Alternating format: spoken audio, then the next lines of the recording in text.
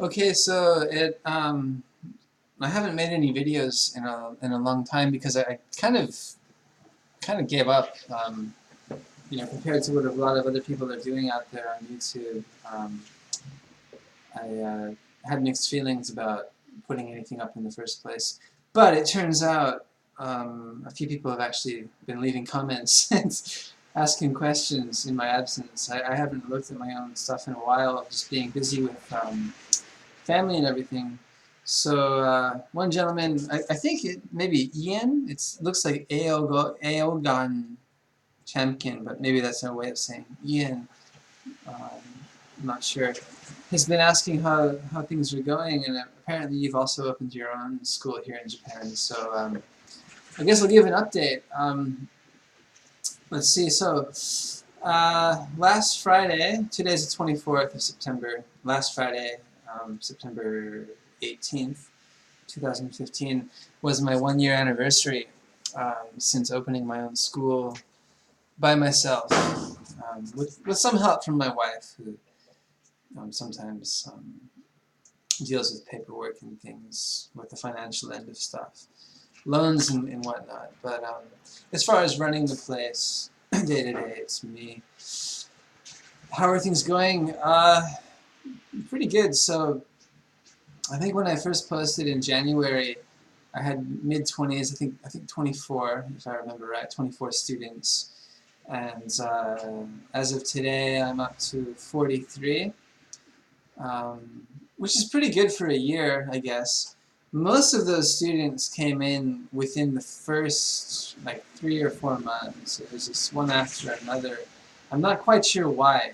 A little bit probably had to do with the season, but maybe it was also because it's a new place and people wanted something different. I don't know, but I'm grateful for it.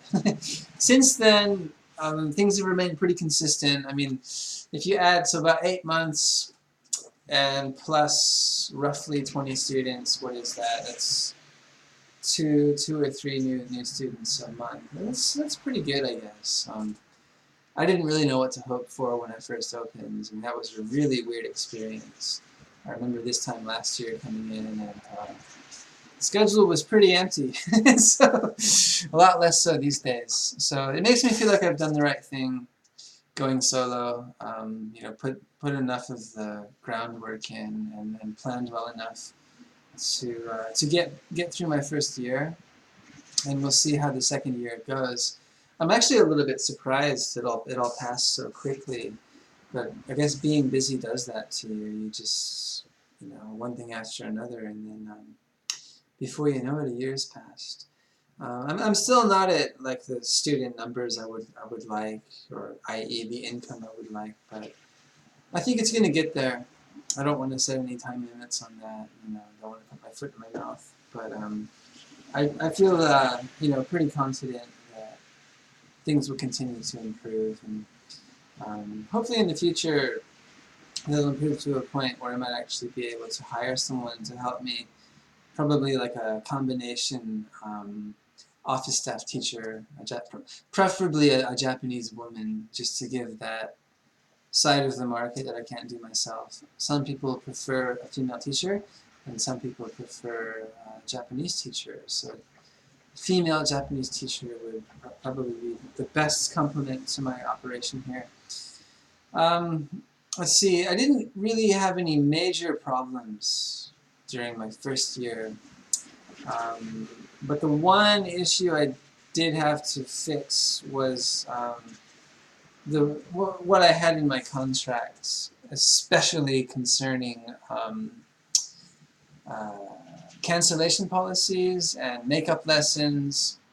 My policies around that were a little bit vague and left a little bit too much open. So with one class in particular, I ended up going out to them to teach almost for free, because they kept canceling on the very day of class, and the contract said, you have all this time in which you can find a makeup lesson. So that was a pretty strong motivation to just put an end to it. So I used my 1 year mark as a time to reword my contract, make it a lot tighter, and basically just to protect myself because, I mean, when students do that kind of thing, it directly affects your income. So I figured, the contract is the one kind of barricade between you and your income that can kind of hold customers to the commitments they've made. So that was my big learning experience as far as the business end of things. Because even though someone can be a really cool person to talk to, really great to hang out with, it does not guarantee that they're going to be a good customer. So that's where the contract comes in. I also went through my first tax season, which was pretty easy because I hired a professional. It's expensive, but it's safe. And they also put together kind of a portfolio that itemizes everything they did for you, which can be a great reference for the future. And since then, I've kind of made contacts with people who get together every year in a kind of a meeting, and they all help each other with their taxes, and they have lots of experience, and they're way, way cheaper than a professional tax accountant. But for your first year, you may want to try it just for the peace of mind. Generally, there's nothing to worry about unless someone comes and checks. And if they do that and you don't have all your T's crossed and your I's dotted, you can get into some trouble there. So that's about it. Still, going steady. Could be better, could be worse, but really no complaints. And I feel like I've done okay for my first year. But I also feel like there's a lot to learn, and a lot more students to get in the door, so we'll see how that goes. But yeah, so far so good, and thank you, Mr. Champion. I don't know how to pronounce your first name. Thank you for the comments, and to everyone else who I've suddenly realized has been kind enough to leave comments and slash support my videos. I'll try to stay more constant with what I'm doing, and if anyone else out there is interested, feel free to post a comment. So thanks again, and good luck. Let me know how you're doing, by the way, Mr. Champion, on your own school. I'd be curious. We could even do some kind of correspondence or collaboration if you're interested. So thanks again.